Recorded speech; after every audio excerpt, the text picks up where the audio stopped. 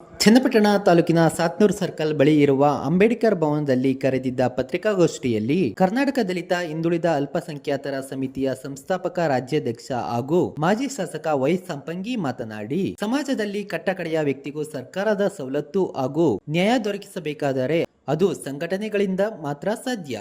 ಜಿಲ್ಲೆಯಲ್ಲಿ ಕರ್ನಾಟಕ ದಲಿತ ಹಿಂದುಳಿದ ಅಲ್ಪಸಂಖ್ಯಾತರ ಸಮಿತಿ ಅಸ್ತಿತ್ವಕ್ಕೆ ಬಂದಿದ್ದು, ಈ ಸಂಘಟನೆ ಕಳೆದ 30 ವರ್ಷಗಳಿಂದ ರಾಜ್ಯದಲ್ಲಿ ಸಕ್ರಿಯವಾಗಿ ಹೋರಾಟವನ್ನು ಮಾಡಿಕೊಂಡು ಬರುತ್ತಿದೆ. ಆದರೆ ಈ ಭಾಗದಲ್ಲಿ ಸಂಘಟನೆಗೆ ಚಾಲನೆ ನೀಡಿ ನೊಂದವರಿಗೆ ನ್ಯಾಯ ದೊರಕಿಸಿಕೊಡುವ ಉದ್ದೇಶದಿಂದ ಈಗ ಪದಾಧಿಕಾರಿಗಳನ್ನು ಆಯ್ಕೆ ಮಾಡಿದ್ದೇವೆ ಎಂದು ತಿಳಿಸಿದರು.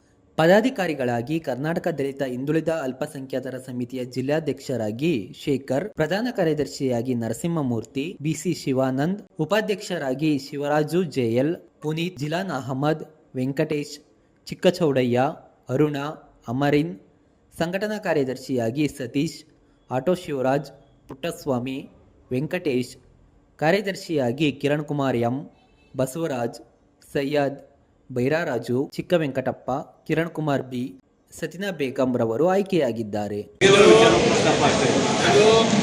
ಸಂಘಟನೆ ವಿಚಾರಕ್ಕೆ ಸಂಬಂಧಪಟ್ಟಾಗ ಇವತ್ತು ನಾವು ಇಲ್ಲಿ ಸೇರಿದ್ದೇವೆ. ರಾಜಕೀಯವಾಗಿ ಯಾವುದೂ ನಾವು ಮಾತಾಡೋದು ಇಷ್ಟು ಸೂಕ್ತವಲ್ಲ ಅಂತ ನನ್ನ ಭಾವನೆ. ಹಾಗಾಗಿ ಸಂಘಟನೆಗೆ ಸಂಬಂಧಪಟ್ಟ ವಿಷಯ ಅಂತ ಹೇಳಿದ್ರೆ ನಾನು ನನ್ನ ಅನುಭವದ ಆಧಾರದ ಮೇಲೆ ನಿಮ್ಗೆ ಎಷ್ಟು ಹೇಳಕ್ಕೆ ಸಾಧ್ಯ ಆಗುತ್ತೋ ಅಷ್ಟು ನಿಮಗೆ ತಿಳಿಸ್ತಿದ್ದೆ. ಸರ್, ತಾವು KGFನ ಮಾಜಿ ಶಾಸಕರು, ರಾಜಕಾರಣದಲ್ಲಿ ಅಪಾರ ಅನುಭವವುಳ್ಳವರು.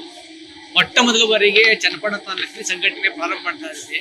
ಮುಂದಿನ ದಿನಗಳಲ್ಲಿ ರಾಜಕಾರಣ ಪ್ರವೇಶನ ಆಗ್ತದೆ ಈ ಸಂಘಟನೆ. ನೋಡಿ, ನಮ್ದು ಪ್ರಜಾಪ್ರಭುತ್ವ ದೇಶ, ನಮ್ದು ರಾಜರ ಆಳುವಂತ ದೇಶ. ಪ್ರಜಾಪ್ರಭುತ್ವ ದೇಶದಲ್ಲಿ ರಾಜಕೀಯ ಎಲ್ಲರಿಗೂ ಅನಿವಾರ್ಯ. ಆ ರಾಜಕೀಯ ಅಂತ ಬಂದಾಗ ಅಧಿಕಾರ ಸಿಗ್ತದೆ, ಸೇವೆ ಮಾಡಲಿಕ್ಕೆ ಒಂದು ಅವಕಾಶ. ಸಂಘಟನೆ ಅಂತ ಬಂದಾಗ ರಾಜಕೀಯವನ್ನ ಮೀರಿ ಕೆಲಸ ಮಾಡುವಂಥದ್ದೇ ಸಂಘಟನೆ. ಯಾರ್ಯಾರು ಸಂಘಟನೆ, ನ್ಯಾಯ ಮತ್ತೆ ಎಲ್ಲರೂ ಒಂದು, ನಾವೆಲ್ಲರೂ ಒಂದೇ ತಾಯಿ ಮಕ್ಕಳು, ಭಾರತ ದೇಶದವರು, ಸಂವಿಧಾನ ನಮ್ಗೆಲ್ಲರಿಗೂ ಕೊಟ್ಟಂತ ಸಂವಿಧಾನ, ಬಾಬಾ ಸಾಹೇಬ್ ಅಂಬೇಡ್ಕರ್ ಅವರ ವಿಚಾರಗಳು ನಾವೆಲ್ಲ ಒಪ್ಪಿದ್ದೇವೆ. ಆ ಸಂವಿಧಾನದಲ್ಲಿ ನಾವೆಲ್ಲರೂ ಜೀವನ ಮಾಡ್ತಾ ಇದ್ದೀವಿ ಅಂತೇಳಿ ಎಲ್ಲೆಲ್ಲಿ ಒಪ್ಕೊಳ್ತಾರೆ ಜನ, ಅಲ್ಲೆಲ್ಲ ಸಂಘಟನೆ ಮಾಡ್ತೀವಿ. ಸಂಘಟನೆ ಮೂಲಕ ಎಲ್ಲ ಒಳ್ಳೆ ಕೆಲಸ ಮಾಡಕ್ಕೆ ನಿಮ್ಮಂತ ಸಹಕಾರ.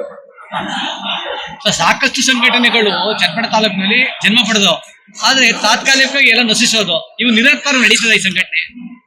ಬೇರೆ ಸಂಘಟನೆಗಳ ಬಗ್ಗೆ ನಾನು ಮಾತಾಡೋಷ್ಟು ದೊಡ್ಡವನಲ್ಲ. ನಮ್ಮ ಗುರಿ ಏನಿದೆ, ನಮ್ಮ ಧ್ಯೇಯ ಏನಿದೆ, ಕಳೆದ 30 ವರ್ಷಕ್ಕಿಂತ ನಾನು ಶಾಸಕನಾಗ ಮುಂಚೆನೆ ಚಳವಳಿಯಿಂದ ಬಂದಿದ್ದೆ. ಚಳವಳಿ ಮೂಲ, ಆಮೇಲೆ ಶಾಸಕರಾಗಿದೆ. ಹಂಗಾಗಿ ನಾವೇನ್ ಮಾಡ್ಬೇಕು ಅನ್ನೋದು ಫಸ್ಟ್ ನಾವು ತಿಳ್ಕೊಳ್ಳೋದು. ನಾವು ಸರಿ ಮಾಡ್ಕೊಳ್ಳೋದು ಎಷ್ಟೋ ಇದೆ, ನಾವು ಕಲಿಯೋದು ಎಷ್ಟೋ ಇದೆ. ಹಂಗಂತೇಳಿ ನಾವು ಇನ್ನೊಬ್ಬರನ್ನ ಪ್ರಶ್ನೆ ಮಾಡಿ ಇನ್ನೊಬ್ಬರನ್ನ ಕೆಟ್ಟದಾಗ ಮಾತಾಡೋದ್ರಲ್ಲಿ ಅರ್ಥ ಇಲ್ಲ ಅಂತೇಳಿ ನನ್ನ ವೈಯಕ್ತಿಕ ಅಭಿಪ್ರಾಯ. ಸರ್, ನಿಮ್ಮ ದೇಶಗಳೇನು? ನಾನೇ ಸಾಕ್ಷಿ. ಕಳೆದ 30 ವರ್ಷಗಳಿಂದ ನಾನು ಸಂಘಟನೆ ಪ್ರಾರಂಭ ಮಾಡಿದ್ಮೇಲೆ ನಾನು MLA ಆಗಿದ್ದು 2008ರಲ್ಲಿ. ನೀವು ಅರ್ಥ ಮಾಡ್ಕೊಳ್ಳಿ ಎಷ್ಟು ವರ್ಷಗಳಿಂದ ನಾನು ಚಳವಳಿಯಲ್ಲಿ ಬಂದೆ, ಭಾಗವಹಿಸಿದೆ ಅನ್ನೋದು. ಶಾಸಕರಾಗಿದ್ರೂ ಕೂಡ ಮತ್ತೆ ನಾನು ಈ ಚಳವಳಿನ ನಿರಂತರ ಮುಂದೆ ತಗೊಂಡು ಹೋಗ್ತಾ ಇದ್ದೀವಿ ಅಂತ ಹೇಳಿದ್ರೆ ಇದು ನಮ್ಮ ಬದ್ಧತೆ, ನಮ್ಮ ಕಮಿಟ್ಮೆಂಟ್. ದೇವರಾದ ಸಂಘಟನೆಗಳು ಉಟ್ಕೊಳ್ತವೆ, ಅಷ್ಟೇ ಉತ್ಸಾಹ ಉಟ್ಕೊಳ್ತವೆ, ಅಷ್ಟೇ ಉತ್ಸಾಹದಲ್ಲಿ ನಾವೇನ್ ಕೊಡ್ಬೇಕು ನೀವು ಕೇಳೋದ್ರಲ್ಲಿ ಅರ್ಥ ಇದೆ.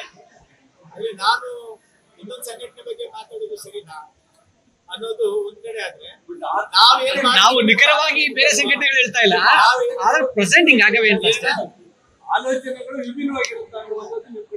ಆಲೋಚನೆಗಳು ವಿಭಿನ್ನವಾಗಿ ಇರೋದಿಲ್ಲ. ನಮ್ಮ ಆಲೋಚನೆಗಳು ಜನಪರವಾದಂತ ಆಲೋಚನೆ, ಎಲ್ಲ ಜಾತಿಯಲ್ಲಿರ್ತಕ್ಕಂಥ ಬಡವರ ಪರವಾಗಿರ್ತಕ್ಕಂಥ ಆಲೋಚನೆ, ನ್ಯಾಯಯುತವಾಗಿ ಅವರಿಗೆ ಏನು ಸಿಗಬೇಕಾಗಿದೆ ಅವರ ಪರವಾಗಿ ಕೊಡಿಸ್ತಕ್ಕಂಥ ಈ ಆಲೋಚನೆ. ನಾವು ನೀವೆಲ್ಲರೂ ಒಟ್ಟಾಗಿ ಹೋರಾಟ ಮಾಡಿ ಸಂಘಟನೆ ಹೋರಾಟ ಇವತ್ತು ಕೂಡ ಅನಿವಾರ್ಯದ ಪರಿಸ್ಥಿತಿ ನಮ್ಮದೇ ಇದೆ. ಸಂಘಟನೆ ಬೇಕೇ ಬೇಕು, ಎಲ್ಲರೂ ಅನಿವಾರ್ಯ. ಹಂಗಾಗಿ ಈ ಸಂಘಟನೆ ನಾವು ಸಂಘಟನೆ